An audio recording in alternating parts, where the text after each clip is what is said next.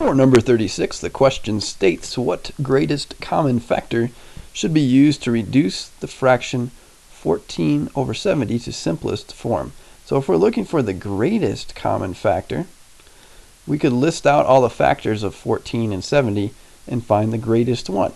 So the factors of 14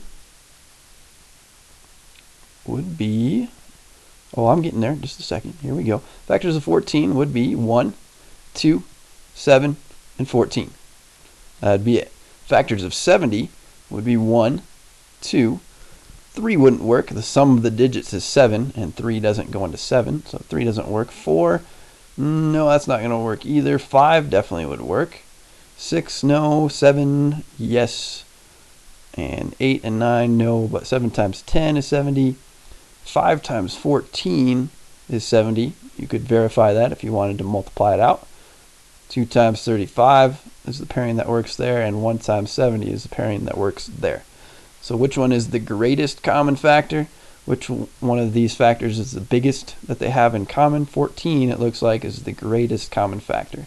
Could you divide both of them by 2 and 2? Sure. Could you divide both of them by 7 and 7? Sure. But 2 times 7 is 14. That works in both of these.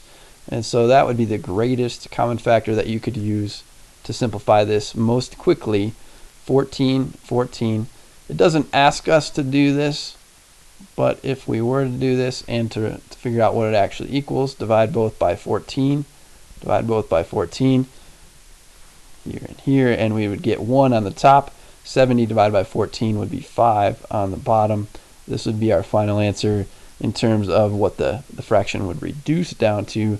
They were asking, however, what's the greatest common factor that we should use to reduce it? 14 would be that number. So 14, choice D for 36.